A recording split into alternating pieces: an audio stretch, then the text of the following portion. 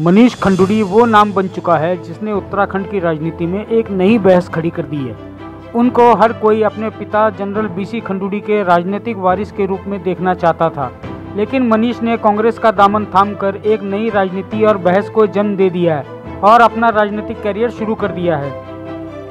मनीष खंडूड़ी के नामांकन के दौरान उमड़ी भारी भीड़ को देखकर हर कोई हैरान था। लोग यह आकलन करते रहे कि 2 दिन पहले राजनीति में कदम रखने वाले मनीष को इतना समर्थन कहां से और कैसे मिल रहा है। इस पर मनीष कहते हैं कि मेरी विचारधारा व ख्यालात कांग्रेस से मिलते हैं। यह चेहरों की नहीं बल्कि विचारधारा की लड़ाई है। पौड़ी क्षेत्र उनके लिए नया नहीं है, वह क्षेत्र की समस्याएं अच्छी तरह जानते हैं। साथ ही मनीष यह भी कहते हैं कि यमकेश्वर से विधायक बहन ऋतु खंडूड़ी व पिता बीसी खंडूड़ी भाजपा का प्रचार करते हैं तो उन्हें कोई फर्क नहीं पड़ता। जनसभा को संबोधित करते हुए मनीष ने कहा कि मैंने अपने पिता की आंखों में 2 बार आंसू देखे हैं, एक बहन की शादी में, दूसरी बार तब जब मेरे पिता को रक्षा समिति से हटाया गया था। क्या गुनाह किया था उन्होंने? सैनिकों के लिए बुलेट प्रूफ जैकेट व गोली की मांग करना क्या गुनाह है? इस अवसर पर मनीष खंडूड़ी ने ये भी कहा कि मैं कांग्रेसी विचारधारा और अपने पिता के आशीर्वाद से कांग्रेस में आया हूँ और ईमानदारी से काम करने आया हूँ।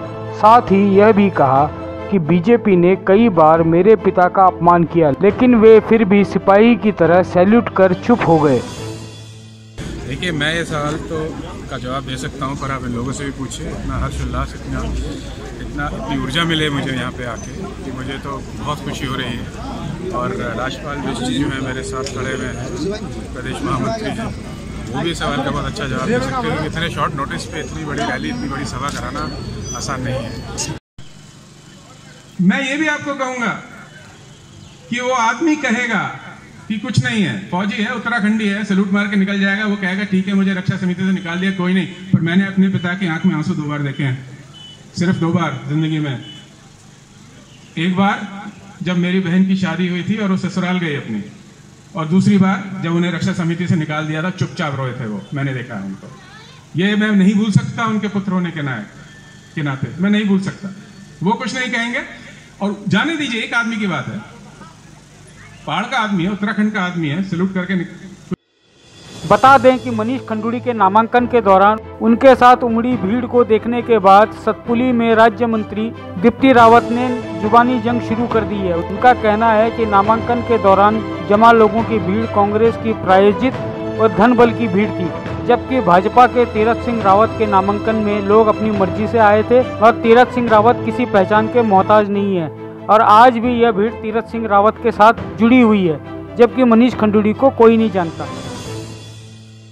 कांग्रेस की जो आप कह रहे हैं कि भीड़ ज़्यादा रही, तो वो किराए की भीड़ थी, वो लाई गई भीड़ थी, वो प्रायोजित भीड़ थी।